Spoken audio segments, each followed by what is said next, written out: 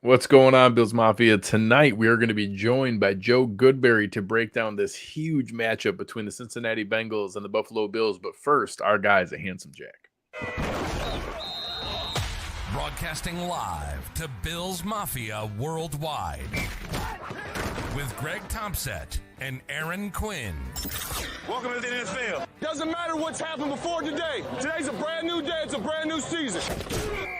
Your number one podcast for objective Buffalo Bills coverage. No matter where you are, we got you covered.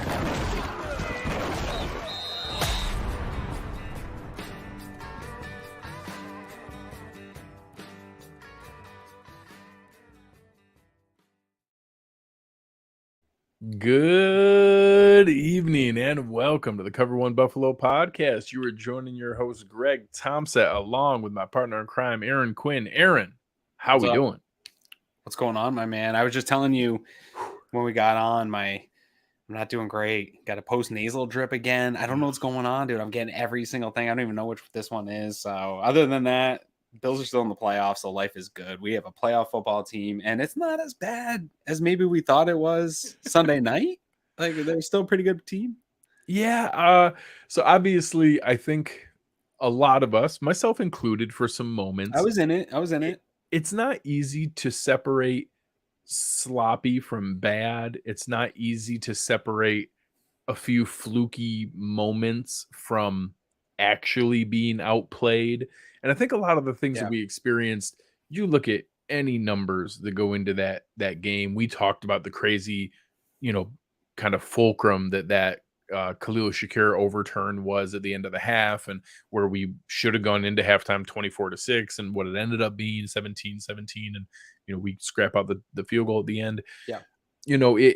It really clouds what was a pretty dominant game. You saw the DVOA metrics come out today. We were actually the number one team overall, tied with the Cowboys, and the Cowboys kicked the crap out of the Buccaneers. So I think it kind of helps bring some perspective to, okay, can we play that sloppy again and expect to win? No. But did we play terrible? No, we didn't. We actually played 60 pretty dominant snaps and like 5 or 6 pretty sloppy, fluky snaps, and that there's more predictive value from the 60 dominant snaps than there are from the 6 fluky ones. Yeah, and I'm not putting Kel on the spot here for people listening on the podcast. Kel saying wasn't just sloppy. I'd characterize the offensive play selection as reckless. This has been a topic of conversation all week long, right? So far, that Josh was big game hunting, and I think he was. Yeah. But I think you've done a good job of. That is the world we operate in here as Bills fans, is that, when we praise those plays and we retweet and share those things all week long, that we have to live with it. I don't know if you've got your flow chart handy here, but you should pull it up and read it to people, because it is an experience here that we really are playing the results and we're talking the results here. And so what the confounding thing to me about this Miami game is we're only playing the results of those like 3 plays. 2 plays, where the rest of the time those shots were working. Like, he had an actually successful day through the air. They dominated the Miami secondary through the air. I don't think that game plan necessarily worked against the Bills. They were able to generate some of the big turnovers to keep them in the game, but Josh Allen ate against this team, and he was dealing. I think it's a very wonky game and such a weird season for the Bills, really. But this one is sort of definitive of the box score and how you felt post game. Because I was right there with you, man. Like, I didn't feel great about Josh's performance when we logged in for the post game show. And that's probably the hardest part about what it is we do, is like a game like that, where in the moment it is hard to separate those feelings. And then you do go back and watch, and you do take a, step back and look at it. And it really wasn't that bad. And goddamn, man, Greg, if Stephon Diggs is one-on-one with anybody in the whole NFL, I want that shot. I give it to me. If that's reckless, then I want to live recklessly. Well, and I brought up a couple of other examples. We talk about, do I want the crazy guy capable of making football plays we've never seen before, that's the Brett Favre gunslinger, and the death by 1,000 paper cuts Tom Brady? Of course I want both. Yeah. You want to know what both of those things are? the undefeated greatest player in professional sports history. That human doesn't exist. Like, that's not a real thing.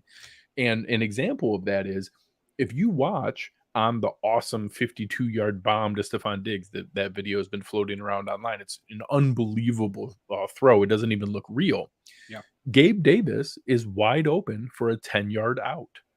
When you're saying, oh, he needs to take the checkdowns, people think about that like it's pure addition. Like we're only converting on some missed third downs and we only benefit from that. Well, guess what? Some of those checkdowns are instead of the 52-yard bomb where we got the touchdown. So it's a trade-off. Like in that you're going to have to live with, hey, which one of those 40-yard, the touchdown bomb that John Brown got the week before that he slid and caught, the one that he dropped in the bucket to Stephon Diggs, which one of those do you want to trade in for the safe check down? Because sometimes when he chooses the safe check down, he could have hit and completed the deep bomb. People think that it's, oh, well, of course, if you have that wide open, go for that every time and connect on it. Well, sometimes it doesn't. And I know the drive everyone is thinking of. Everyone is thinking of we're up 34-31. We get possession. We go deep shot to Gabe, deep shot to Gabe, to Gabe, sack, punt. And we had the ball for 59 seconds. And it's the one that it frustrates everybody. Mm-hmm. And that's fine. But if he catches one of those, it's the game-ending touchdown, and it's 41-31, and everybody's like, oh, my God, Gunslinger Josh, and I'm doing my finger guns.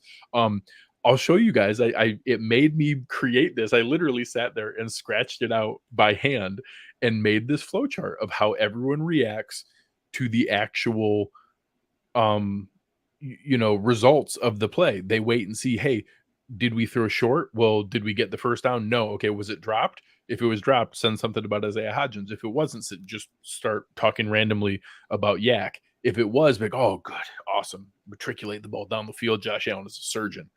Was it deep? Okay. Was it completed? Yes. Josh Allen, what a freaking cannon. Shoot finger guns.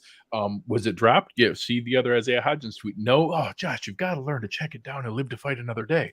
Like, no matter what, you just play the results. And it sometimes when you have cover zero and they go through and are giving you that look where it's single coverage and it's your big, strong receiver against press man coverage where you trust Gabe is going to beat it at the line, the proper read on that is to throw the go ball. Like, that's the right read.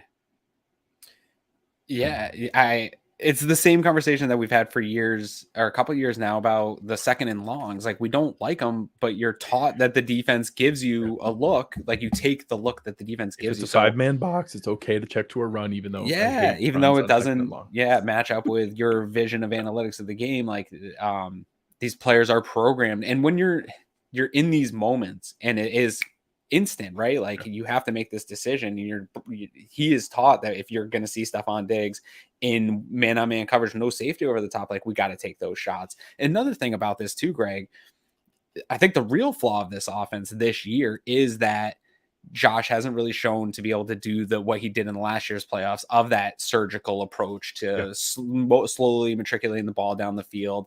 They make mistakes. So the more plays this offense is on the field, I think that favors the defense. Like, we talk about it all the time on our side of the ball. We want bend but don't break. We want you to have to put together 13 plays and move the ball down the field because we think you're going to make a mistake at some point, and we'll capitalize on that. I think this big play, taking the big play, actually does benefit this Bills team because they've been so sloppy. They haven't put together those big time drives. So if they can create the explosives and the chunks we like, I think it favors them for sure. Yeah, we got somebody coming too. Yeah, go ahead. Yeah. We'll finish this thought, and we have our friend Joe Goodberry coming back on. I think that the important part is to acknowledge that we can't expect to play sloppy like that again and win. Mm-hmm. But I think everyone who is extrapolating that into, well, that's what they did, so that's what we're going to see this next week. The question I would ask, and what I'm about to ask our friend who's about to come on screen is, well, if that's the case, then that means you're expecting the Cincinnati Bengals that we watched on Sunday night to be the exact same version of the Cincinnati Bengals we see this coming week? Because if that's the case, I'll sign up for that right now. But I'm not. I'm approaching this as though we might see its own matchup. The peak capability Bengals, which means there's also the possibility that we see the peak capability Bills because it's a week-to-week league, and sometimes that's how the matchups work. Let's talk to him. So without further ado, we will bring up to the stage our man, Joe Goodberry, host of Bengals on the Brain. Oh, I had him. There we go. Joe, what is going on? What's up, guys? I just sent out a tweet because as I'm coming in backstage here, I looked down at my notepad. I keep a notepad right next to where I record, right? Yeah. And I wrote down bazooka, and I have no idea why. Like, this is from must have been from last time I was watching film. Somebody had a bazooka. Maybe I was watching Josh Allen. Okay. I mean, we were just talking about that's a great segue into what we were just talking about here because you obviously share a lot of Bills Mafia following in being a Western New York native that is in Bengals country here. You've seen the sort of different sides of the take of that wild card performance for Josh Allen. That's what we were just talking about here of like, I think Greg and I are willing to take the good with the bad. Like we're going to praise those 52-yard bombs to Stephon Diggs that we'll take when they don't hit. Also, like it's part of the offense, it's part of who he is as kind of an outsider, being able to see the pulse of the Mafia. What was your take on this weekend's performance from Josh before we get into your guys? I'm with you guys. I think what people don't understand if you don't watch the Bills, or maybe you don't have this type of quarterback, right? Where they'll look at, Allen leads the league in turnover worthy throws, or Allen leads the league in turnovers. Is he still not good? Is the team still not good? I mean, they're still extremely good. Ask yourself why that must be, because he's so freaking good that the high variance, it might be there, but the high variance is so high that it overcomes. I mean, I think people get wrapped up in drops, in sacks, all these things that really don't matter if you hit a 20-yard play the next play. Like it doesn't. Drops are overrated when explosive plays race a lot. That is the game right now. Yeah. Explosive plays and out of structure plays. If you can do those, and Allen has that in spades, then you're going to be fine, and you're going to be in every single game, no matter what the first half looks like.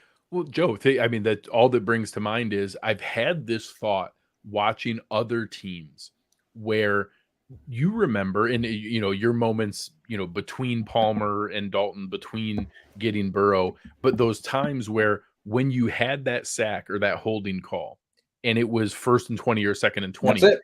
Might as well punt. Immediate, like, okay, this drive is over. There is no possibility we're going to convert. And I'm now experiencing, because gambling just became legal in Ohio. It's been hard on Greg. It's very hard on me. I'm having a really hard time. I'm experiencing it now where all of a sudden I'm like, oh my God, they're not going to convert. They can't overcome that penalty. And when you have guys like Burrow and Josh Allen, you're in situations where it's like, it's fine. I mean, it's 1st and 25. Yeah, we'll probably make it. It's fine. We're probably going to convert this. Or anyone playing against the Bills defense will also be fine. Yeah, if it's 3rd and 19, they're also going to get 20 yards on 3rd and 19. That's going to happen too. But it's just it's hard to express that, I talked about it earlier, that everybody wants the Brett Favre gunslinger and the death by 1,000 cuts Tom Brady. And like, that unicorn doesn't exist. It would be the undefeated greatest player in sports history. Of course you want both things. That's not real. I think it's an adjustment even for not outsiders that may look at our quarterbacks, but it's also us. When it first happens, you're like, oh, this can't work, or it's not going to be successful, or he's got to progress in this area, or this has to happen, or you got to, and it's not true. I mean, what it really is you have to adjust how you watch football and realize that this is a different breed and different brand, and it's what you've always wanted. It's just a bit scary sometimes, and that's okay. Burrow is going to take a sack. He has said himself, sacks aren't the worst thing in the world. What you don't want to do is take a sack on 3rd down because that kills the drive. Sometimes I'll take a sack because I'm trying to extend the play and keep it alive because there's no other option other than take a sack or, fight for extra yards. It's like, that's how about what you want. Ask Minnesota. Would you rather have a quarterback that keeps waiting and tries to find the read downfield on 4th and 8, or the one who checks down on a 2-yard pass on 4th and 8?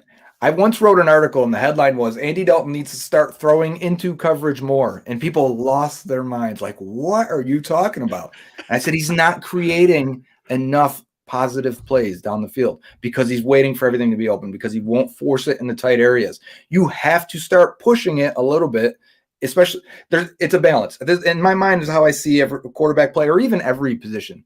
The balance is, do you create more positive plays than negative plays? Once it starts to get like this, then we got a problem with those guys.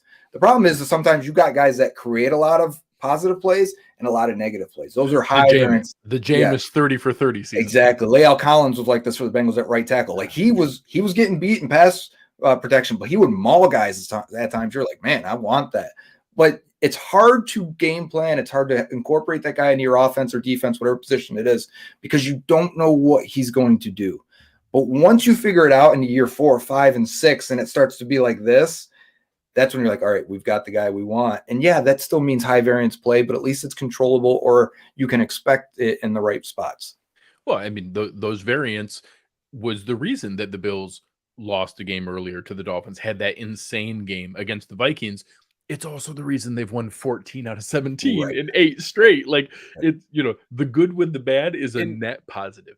We were just kind of talking about this too before you came on. It was this conversation with these explosive plays from Josh and this idea that people want to take those checkdowns. And we the defensive philosophy in Buffalo is bend but don't break. And I think that is a good way to play the modern NFL, in that you're daring NFL offenses to put together 10, 13 play drives without making mistakes. I think that's really hard. I think if you need to operate in perfect space to play football and you can't extend plays and you can't do that stuff, to go out and put together a 10-play drive that's going to operate perfectly and all 11 guys aren't going to be in sync and go against your defense and operate that kind of drive.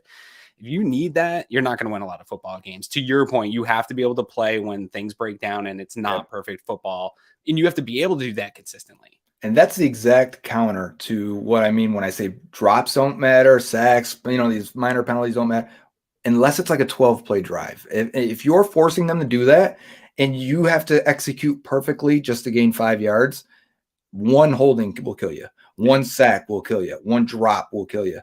And you're right. That's what they want to do. If it's Chiefs, Bills, Chiefs, Bengals, Bengals, Bills, we know the explosiveness of these offenses. If you let them, they'll put 40 on you in a blink of an eye. So you have to make them execute perfectly. You have to try and control Josh. You have to say, Burrow, we're not letting you throw deep to Chase. We're going to keep it in front of us, and we're going to, when you get down there, I'm going to trade your mistake, which is going to be 7 points for my offense, for a 12-play drive that only gets you 3 points, and we're going to get out of here with a win. And I think we saw it in the first matchup. We only got a few minutes of it, but the Bengals drove down. They got a touchdown out of it. The Bills are probably like, damn, we gave up a red zone touchdown. Bengals, on the other hand, get the stop. Beasley went through his hands and whatever it is. But that's what you need. You need one mistake right there in the red zone. And you say, okay, we're out of here. 3 points, trade 7 for 3. And if you can do that 2 or 3 times in a 10, possession, 12 possession game, that's the difference. Yes. I mean, that stacks up. You do that twice, that's 8 points. All of a sudden, you just swung. Hey, we both scored 2 times down the field, and we have 14 and you have 6, and we're done. It's just that kind of setup. And the way that game was going, it probably would have been like that, like a 5-minute drive for each team, where it's like 6 to 10 plays, and whoever's going to kick the field goal is going to lose it. It's interesting you bring that up, because there was a lot of conversation, obviously, after we found out that DeMar Hamlin was okay. There started to be conversation about who would have won that game, right? And we don't have to get into the NFL procedure of how they got to. We can. No, we might need a part 2 for that and reschedule, so we can really dig into that. But from the game perspective, well, now I lost my thought a little bit there. But asking about in the moment, where was everyone, the fanhood at of a lot of people thought of winning? Or I think a lot of people thought you guys started out hot, you were going to go out and boat race that game, where I had seen this Cincinnati team and really hadn't seen them put together a full game of football yet. So starting hot in the scripted plays was sort of something that I anticipated. I also anticipated the Bills struggle in scripted. So the game sort of started to be exactly what I would expect out of the Bills playing the Bengals. And I don't think that it would have just continued on in that way with what we know about these teams. These are 2 of the best teams at counterpunching, right? Right. All right, we had a bad opening drive. Let's tweak it a little bit, hammer down a little bit, and figure it out in the next drive, or come back in the second half, or just be a tale of, especially both teams defensively in the second half are much better than they are in the first half. We might have saw a 21-17 first half and then 7 points by each team in the second half type thing, because that's how they both have been, for a lot of this year. So one of the pieces, obviously, that is going to be an impact here. Bills fans were kind of hoping we would get Micah Hyde back. I know There's a couple different pieces. It seems like the Bills injury report's going to end up being pretty clean. It seems like we're not going to have Micah Hyde back. It seems like just about everybody else is going to be at our disposal. Obviously, we already lost Von Miller. So those are two major pieces, but they've been playing without them for, half the season now. As we look at it, obviously I think the numbers aren't the scary part for the Bengals. It's the cluster and it's the spot where it's at on the offensive line. So going in now, obviously you saw, we've already lost Lyle Collins. You guys have been 4 or 5 games without Collins now, maybe 6. Yeah. Well, we didn't play one of them. So yeah. Correct. Yeah, but a good stretch here where you've now been able to prepare for that. And then 2 weeks ago, it was Alex Kappa. And now last week, Jonah Williams. First, is there any expectation that those guys can make a comeback here? And then if not, what is the plan? I've seen 10 different projections of what this line will look like. What do you think they're going to put together? Yeah, so I don't think Kappa, even though they're encouraged with his progress. At first, we thought he blew his knee out completely. That wasn't it. And then they said it was an ankle. And we're like, all right, how bad of an ankle? Because it looked bad when it happened. And it turns out it's a pretty severe ankle sprain, but he's progressing pretty quickly. I think they're looking at him like, all right, if we get to the AFC Championship, maybe if he gets to the Super Bowl, he should be back in the lineup. So I'm not expecting Kappa at all. Jonah Williams is an interesting one because he dislocated his left kneecap. They haven't given us another update on what the damage is. Now, this is the second time he's done it this year. Last time was week 5 versus the Ravens also to his right knee, and he was able to play the following week. They put a brace on it. He's wearing that brace even up until this last week when he hurt his left knee. Can you put a brace on it again? Is there structural damage? Is there any other damage? Last time it popped right back in. We haven't gotten an update to know what's going on. So that's something I will monitor every day at practice. Is there any hope for him to play? When will they rule him out? Because they haven't yet. So that's something to look for. If he doesn't play, last year's second-round pick out of Clemson, Jackson Carman, who was a left tackle at Clemson, they moved him to guard last year. He did not have a good rookie year. I didn't have high expectations for him. I didn't like him at Clemson, just to be honest.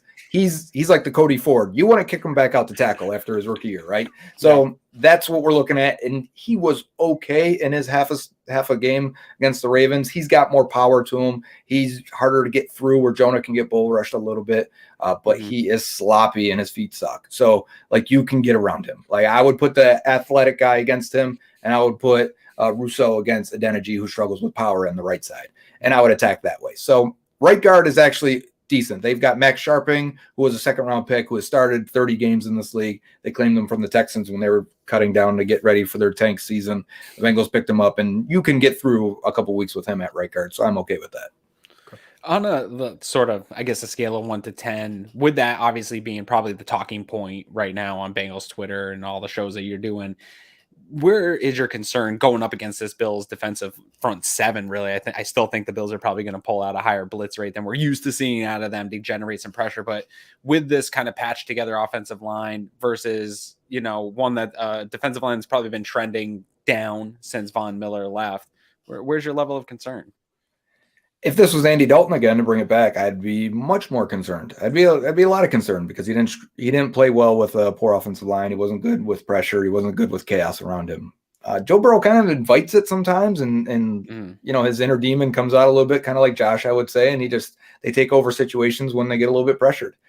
If you can be cool in the chaos, you can create a lot of plays in today's league, and I think Burrow is okay with that. But at the same time, Burrow's one of the least pressured quarterbacks in the league on a percentage basis. And it's not because the offensive line is good.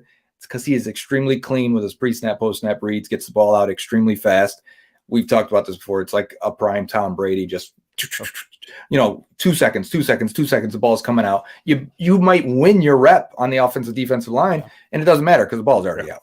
We see this all the time when I'm watching film. People are like, oh, this guy wasn't that bad. I'm like, he got beat about 15 times. Maybe affected Burrow one time because Burrow held the ball. So the idea is, I think, even when you look at like the Ravens, in 3 games, they blitzed him 11 times total, and he torched them because he torched them last year when he blitzed them. He's one of the least blitzed quarterbacks in the league because of it, because of the O-line, and because he tears it up. So just rush 4, drop 7 to help against these receivers, and hope that front 4 can win. And you need someone to have a game. The Bills have spent a lot of picks and resources on these guys, bringing guys back in free agency. You don't have Von Miller. It is what it is. But you spent first and second round picks now on these guys. Someone's got to have a game. You know, is it Oliver? Is it Greg Rousseau? Someone's got to have one. And if they do, it's going to impact this game in a big way. So as we look on the other side of the ball here, and you talk about, you know, we in our last match, we talked about the strength up the middle. You talk about those athletic linebackers. You talk about Jesse Bates. You talk about DJ Reader, even the defensive line there.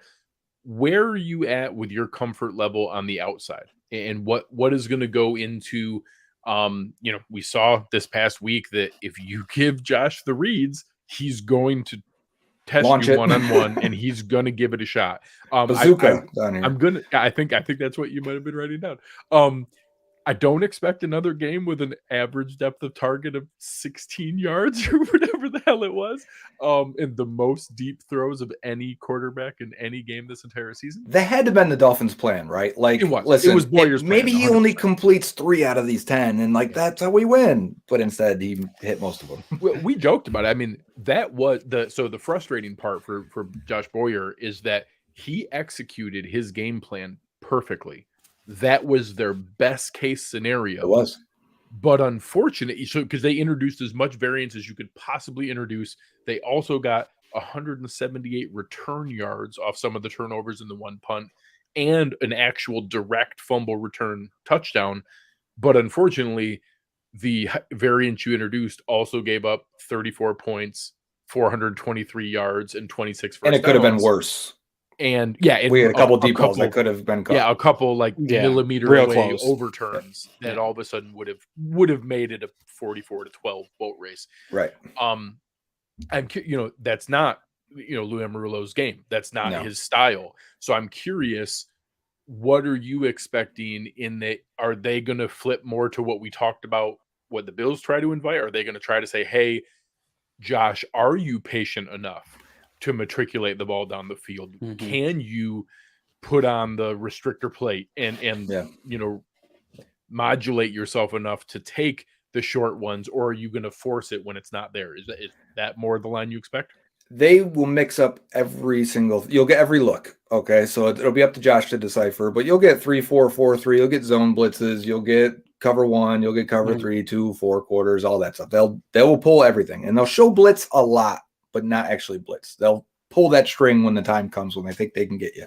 And that's what makes them effective and really a multiple defense, and why it's kind of hard for them, because they don't have a lot of stars. One of the most underrated defensive minds in the league. Like, I think he's starting to get, obviously the Super Bowl run last year got more credit. He's a really creative defensive He player. is. How he attacks will tell you a lot about your quarterback, and how he'll be attacked from going forward is usually how I see it when I go back and watch how defenses go against the opponent. But you're right.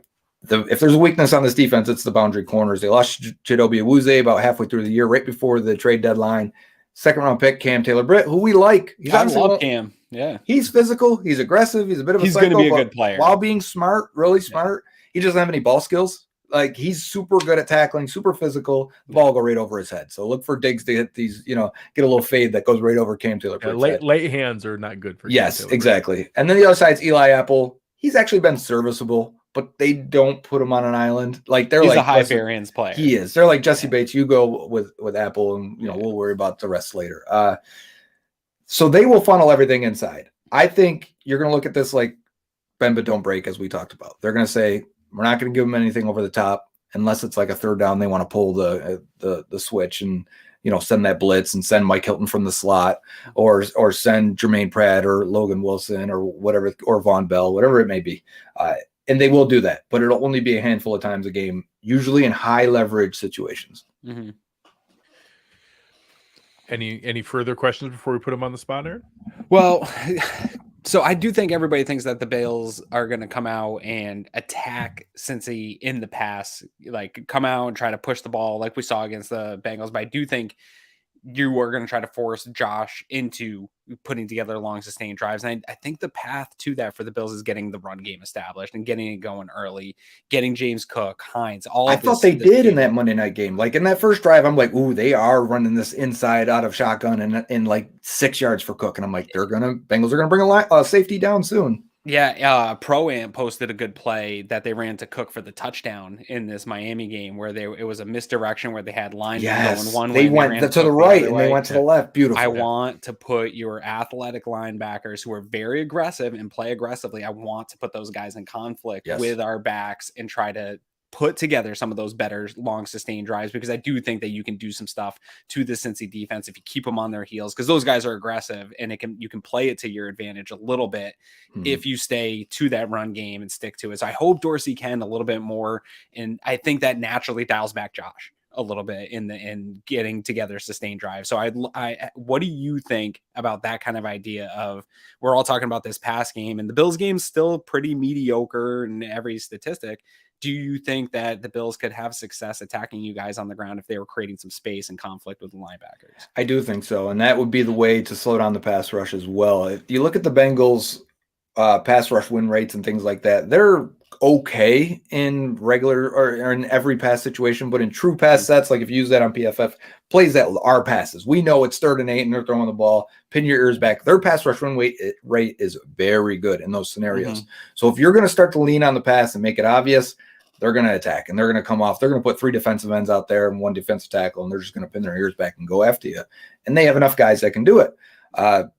It's going to be key to keep mixing it up. And can Allen run? Is this the time? Do you start pulling that a little bit more now? Because, I mean, we've been waiting all year now, and it seems like they've been trying to, we'll get to it. Well, you got only at most 3 games left. It's time to start, designing these.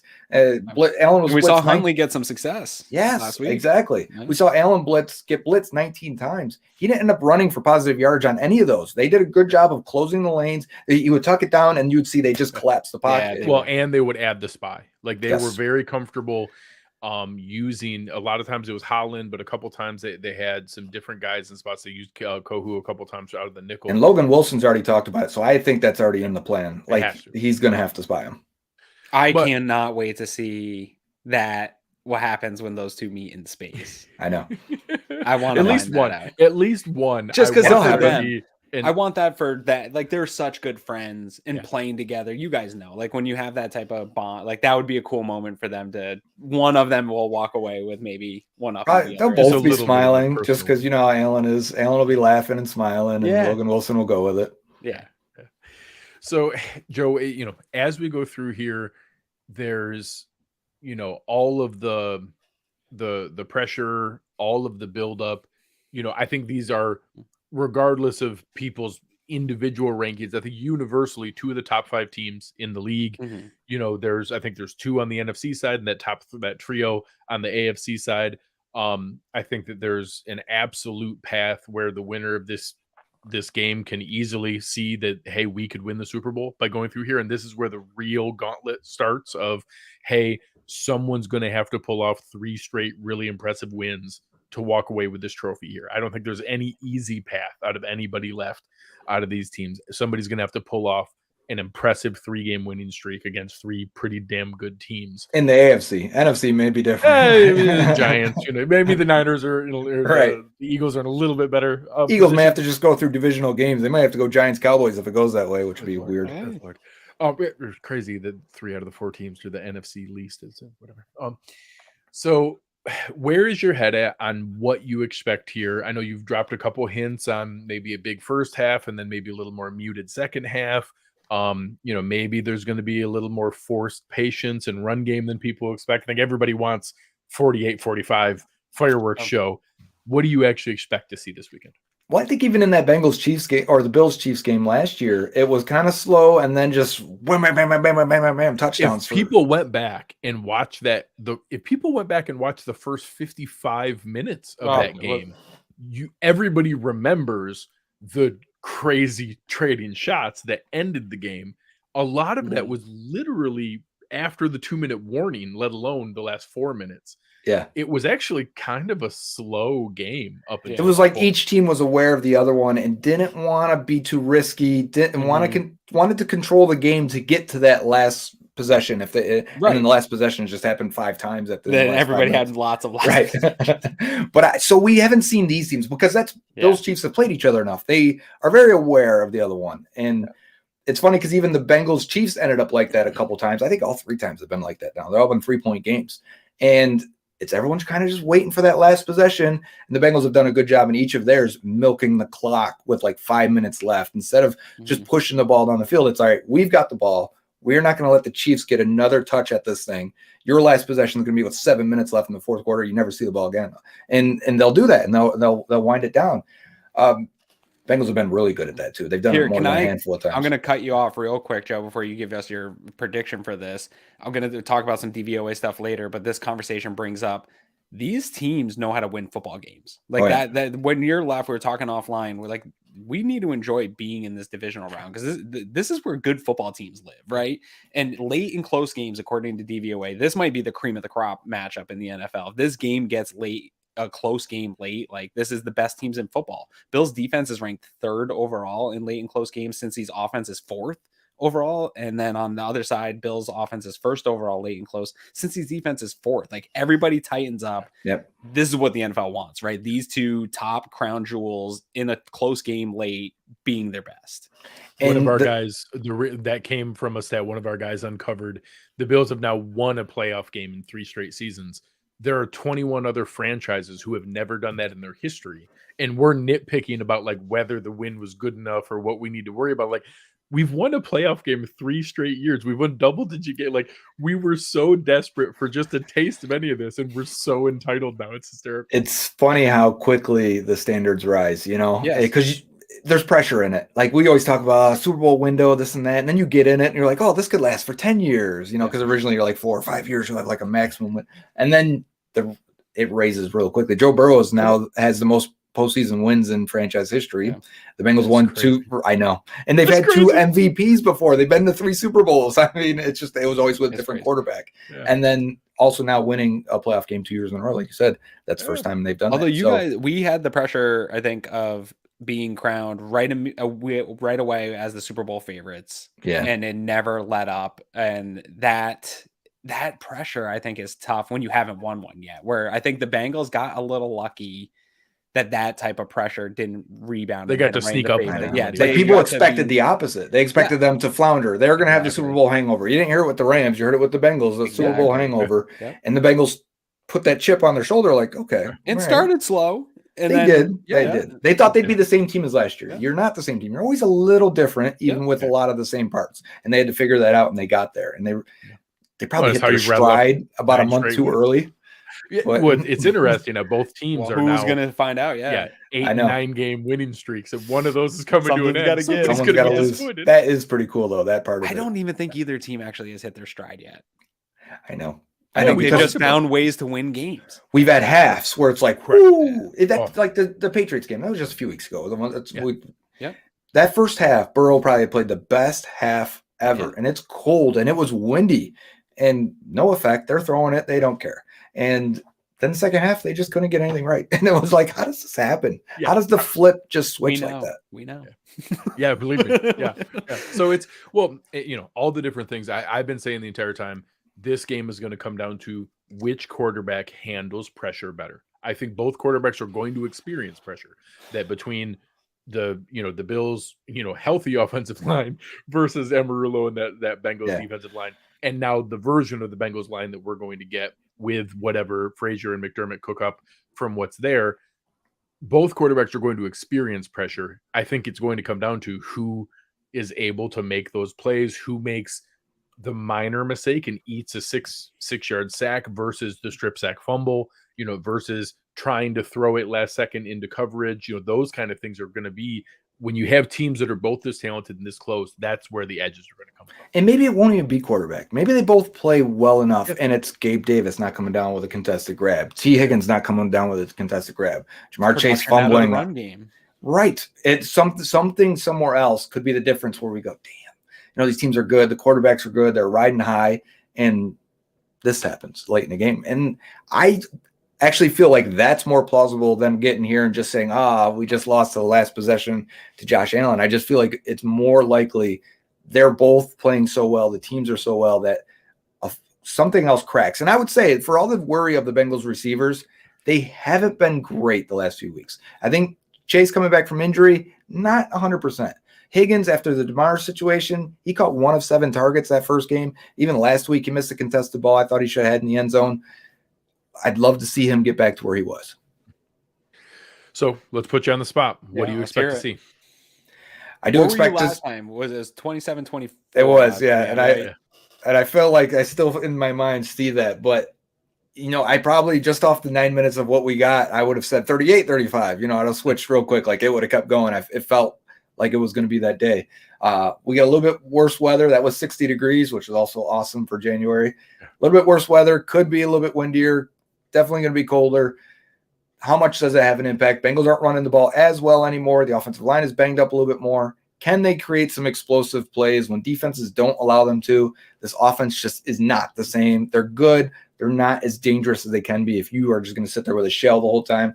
Still, the Bengals have been here almost 8 times in the last 2 years where the other team is projected to be better. The other team is supposed to win this game, and they find a way, and I don't know how they're doing it. I don't know if you've seen the video of all the defensive plays they've made at the end of every single playoff game to win, and then they do it again. It's like something is clicking with this team where they do not flinch. They will play the staring game and wait till you flinch. And at this point, I can't bet against them because they keep doing it. It's not luck if you do it 10 times. So I'm going to say the Bengals win in a close game, 27-24.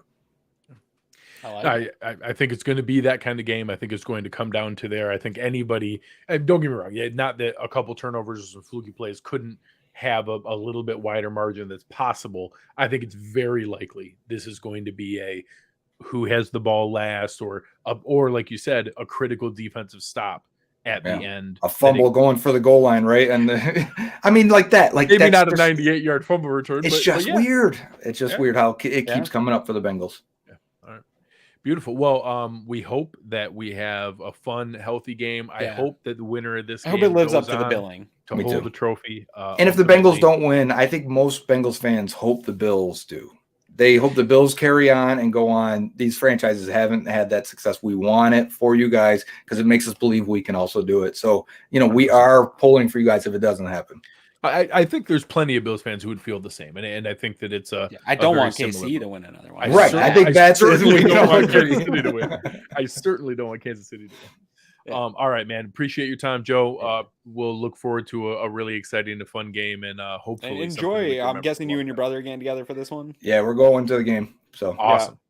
Very cool. You guys, good luck leveraging your mortgages for those tickets for the game. Yeah. I got to take a day off of work for it because I'm supposed to be on midnight. So, man, I'm getting hit both ways here. Yeah. Hey, well, enjoy it, man. That's a once in a lifetime. That's gonna be a great experience for sure for you guys. That's really cool. Well, in that case, I do hope that we have a little better weather. I hope that the weather's not too bad. These guys are pros. 30 and flurries, that's picture perfect, and it won't affect the game too much unless the winds get up.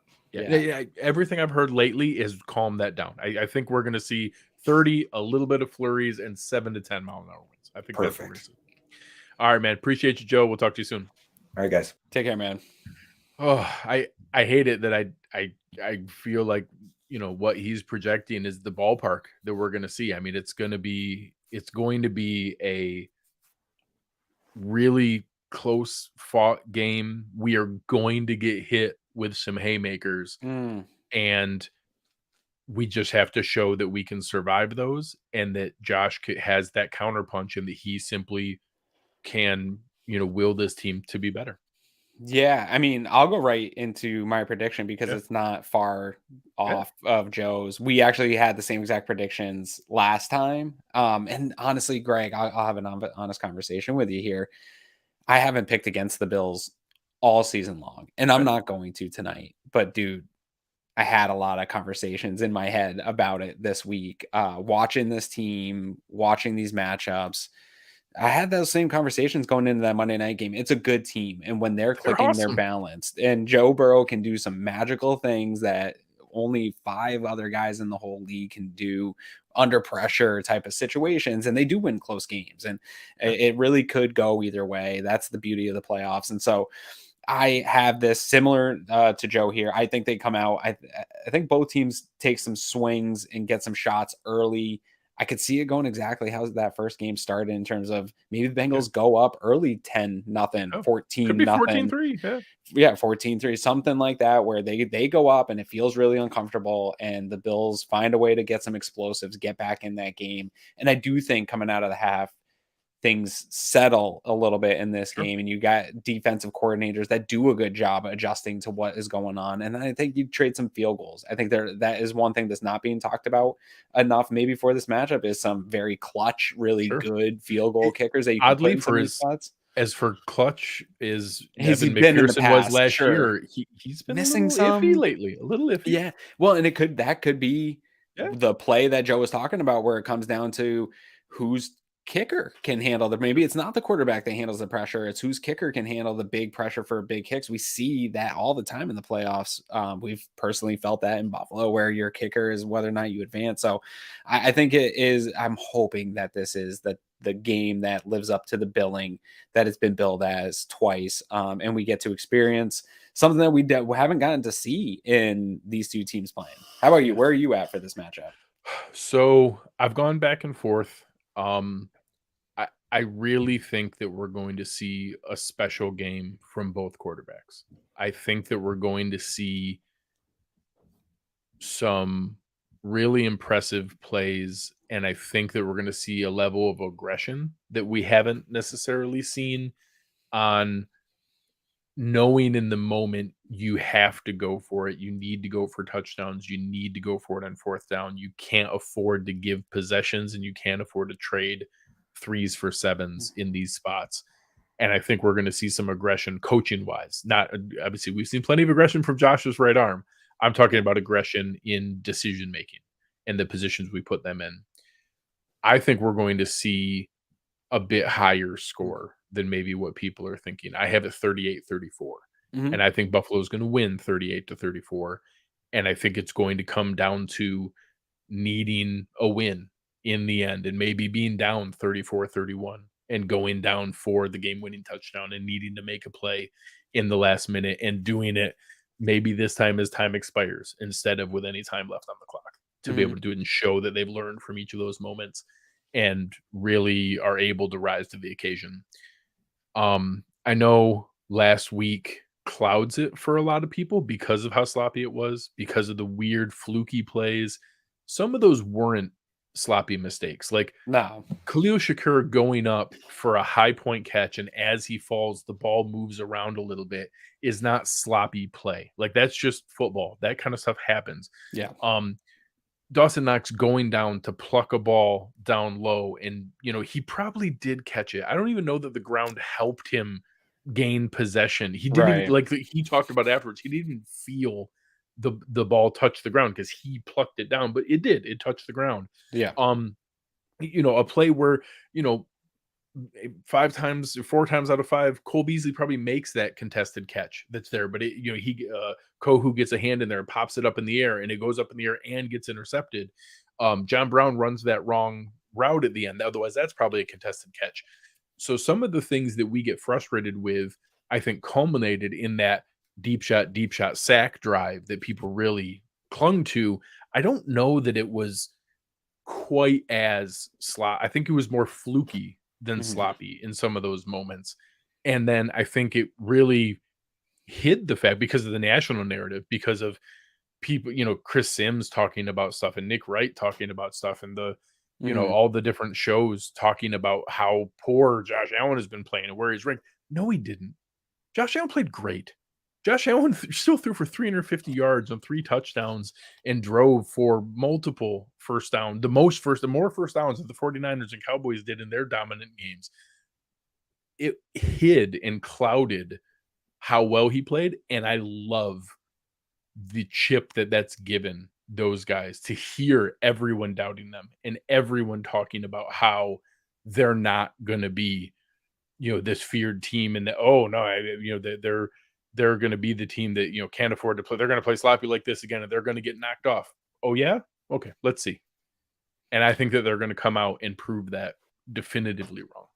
I think they're going to play a much cleaner game. I think they'll play a much more effective, efficient game. I do think that the Cincinnati is going to be able to adjust to them and slow them down at times. I think I'm stuck in between a mix. I agree with you that that's going to wake up something in Josh to make some plays in this game, but this is a good team. This won't be like that Patriots game where it unlocks super Josh. They're going to make some plays too. And that's where I think your score prediction isn't crazy here. Putting up 38, like that is the kind of Josh is mad and he is going to score a lot of points and he's going to bring a lot of touchdown drives. But yeah, I do think that they're playing that up. I also think Cincinnati in their locker room, whether it's contrived or whatever you want to say it is, we talk about this, a bunch of teams rallying around something. I think Cincy's rallying around the idea that they got screwed and that they, not in a way that's negative towards DeMar or anything like that, just professionally. Not even anything that the Bills did. It's what the league did, but they still got screwed. Professionally, and they were in a position, where their organization got the short end of a stick. And I think that they're going to rally that kind of like a us against everybody thing. And whether or not you believe in that as a fan, if you think that's legitimate or not, they will rally around it. Just like I don't believe that the criticism Chris Sims and Josh and Nick Wright are slanting towards our team, but they will also take that as such, right? The best one I can give you, after the national championship in college, multiple Georgia players were screaming at the camera, y'all picked us to go win 6 games, 5 games, finish 4th in the SEC. Literally no humans did that. No one. They were the reigning, defending, undefeated national champions, and the consensus unanimous number 1 with like 15 5 stars and 34 stars on their roster that everyone picked as the favorite to win the national championship. Kirby Smart still found a way to convince them that there were people picking against them. It's the greatest skill that most coaches have. Yeah. And so I think Sean McDermott's one of them. Yeah. And so I think there will be that leverage from the coaches used on both sides to get the best out of these guys. And I think they'll match the moment. But the top players on both these teams will match that moment, I think. Yeah. All right. It's, the best news I can give Bills fans is the Bills have a legitimate 50-50 shot to win each of the next 3 games. They are absolutely capable of beating the Bengals. They are as good as the Bengals. They are absolutely capable of beating the Chiefs, who I expect to fairly easily dispatch the Jaguars. They absolutely can beat the Chiefs. They are just as good as the 49ers or the Eagles, and they absolutely can beat the 49ers or the Eagles. It's going to take 3 straight damn good games to pull that off. Can they do that? Are they capable of playing 3 straight? Not perfect. They don't have to play perfect. I brought it, last year, the Rams were up 27-3 against the Buccaneers in the division round. Let Tom Brady come all the way back and had to cling to victory in overtime and get a crazy, bounce off the fingers deep ball to Cooper Kupp to win that game when they didn't deserve it, and went on.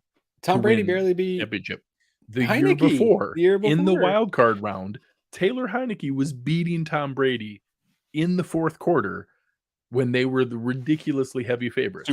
They survived that and went on to win a Super Bowl. So 2 years in a row, we've seen the Super Bowl champion have a really sloppy, ugly game that they had to cling to victory and didn't really deserve to win. Teams don't boat race everybody 3-4 straight games to win a championship. How many Patriots games? Madden franchise.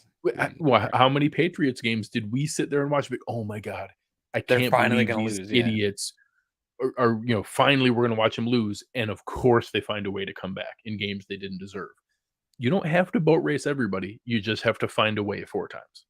Yeah, and that is where I think, when you look at these teams that are left, and that's why I brought up the close game stuff with Joe, because it is, you look at the winning streaks that both these teams had, and I don't think either team has played a perfect game. I don't think they've hit their stride in terms of what they can do. and they're both still top rated teams across the board. And that's why you say like the Bills are on par with these teams. I still think, even with as inconsistent as they've been in the variants that they've played, I do believe in DVOA. I think they still are the best remaining Correct. Of these teams. I think they're better than the Chiefs. I think they're better than the Bengals. That doesn't mean that this isn't predictive, and that doesn't equal, okay, they're going to line up and just beat those teams. Still got to show up. There's a lot that goes into this, but if you're given just matchups, the Bills are still the team to beat in the NFL. They still are one of the favorites to go to the Super Bowl. The Bills are slightly better than the Bengals. The Bills are slightly healthier than the Bengals, and they're playing at home. Does home field matter? There's been a lot of talk about them getting home field, and I think maybe in Buffalo it matters more than in other places. Buffalo, Kansas City, weather and stuff. And the well, fan no, base. why? What? Yeah, I mean, I'm not. This is not me pandering to Bills Mafia. I mean, why do you think Mike McDaniel had 5 straight delay a game? He was hitting that vape pen, wasn't he? Well, besides him hitting the vape pen real hard, I thought that was all.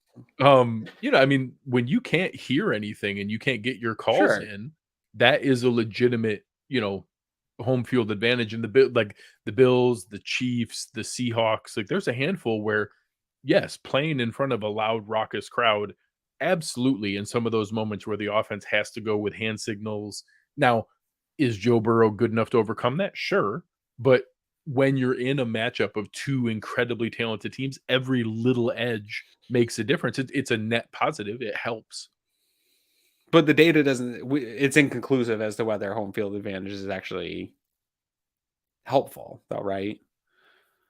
And has a betting line, you know more about betting, but hasn't betting reduced home field advantage over the years? It has. It has gone down from a consistent 3-point favorite to now closer to 1.5 or 2, maybe 2.5 of what the favorite is. I don't have a true stance on it. I'm just I feel there like is the idea of there home field is less and less. It is much more for the fans than it is for the teams. Obviously, there is a much bigger impact for the fans being able to go to the games. But in the game, there is still a net positive. And you still have... I want Josh to wake up in his own bed. Yeah, no travel, all the different pieces like that. And it still is like 54-46 that home teams win. Like it's not 70-30, but there is still a definitive, benefit of the home team being able to win. So it's still a piece of it that they go through. Any final thoughts for the people before we close up here? Oh man, my final thought. Actually, I texted Joe Marino this morning because I was listening to his show, and he started his show with really a message that I've been trying to share and articulate here for the last couple of weeks, which is like, live in the now and enjoy it. You really talked about it here of the 3 seasons in a row with playoff victories, getting to the divisional round. I've been consuming every single press conference when it comes out. Like it took so long to get to a team that is perennial playoff championship caliber that I just want to savor of being in the playoffs. It could end on Sunday, and I want to have savored the past 2 weeks. Like I don't want this to end and me look back and be like, man, I was just so worried with anxiety about this game. And I was so mad at how the team performed before that I didn't get to just enjoy the experience of this team, because we'll never get this group of Bills players as they stand with the adversity they've been through going into the playoffs that we'll get right now. So I just want to make sure to kind of just embrace it all. And I thought Joe, if you haven't listened to Joe's podcast, he had said it really well. I think you've kind of alluded to it here all throughout our show of be in this moment. And it's okay to be the fan that you want to be and have those conversations, but just enjoy being a playoff team that's even in these conversations of being maybe one of the best teams remaining in the playoffs. We spent 17 years just wanting to make it and literally being the team that was just happy to be there because we knew we didn't actually have a chance. Now we actually have a chance, but the expectations are so high that we don't even enjoy being there and getting there. It only matters if we win the entire thing. And that we talked pre-show that there will be plenty of people who simply call this entire season a failure if they don't win on Sunday. And I understand it. Like I'm not saying that it's the only acceptable or only right answer. I still think that there's plenty of other successful pieces of this season of winning the division and winning a playoff game. And we're now getting to that point of where, hey, this is pretty much where we expected to go. You should win the division. You should win a playoff game. And now you're getting to the hard part of the schedule and crazy stuff happens. So I don't think that it's, some miserable failure if they don't. But here is where it can now be a special season. Here is where now it can be a memorable, historic season that we remember forever. And I think just being in the position where that's possible is really special. And after spending 17 years watching everybody else, watching other people celebrate, having to pick out which team we want to root for, or just rooting against the Patriots or whatever it was, now we get to root for our team. Now we get to keep watching. Now we get to experience all of the things of all the national shows talking about this and talking about There's our not team. a lot of games to talk about. Because we're one of the only 8 teams left. That's special. Enjoy that. Soak in every moment. And I really, really hope I've been sitting here this entire time. Right here over my shoulder is the Bengals helmet that I've been waiting to add up here all season long. I've been hanging the helmet of each team that we beat all season long. I've gotten to hang every single helmet of every team because we went back and beat the other division wins. The only one I didn't get to put up there all year was the Vikings. Otherwise, we came back and beat the Dolphins. We came back and beat the Jets the second time. And the only helmet I've gotten out that I haven't been able to put up there yet, I've left the Bengals helmet sitting there ever since that game. I'm really excited to put that up there on Sunday. I think that they have a chance to do it. I think we're going to do it. All right, guys, I didn't bother you all night long begging for anything. So before you leave, there's a ton of you in here watching. We appreciate all of you. Please stop what you're doing right now and go hit that like button. It means the world to us. It really, really helps. That's how the YouTube algorithm works. Yeah. That's how you let other people know about the show. That's all we ask for. Go and press the like button before you leave. We beg you, please do that.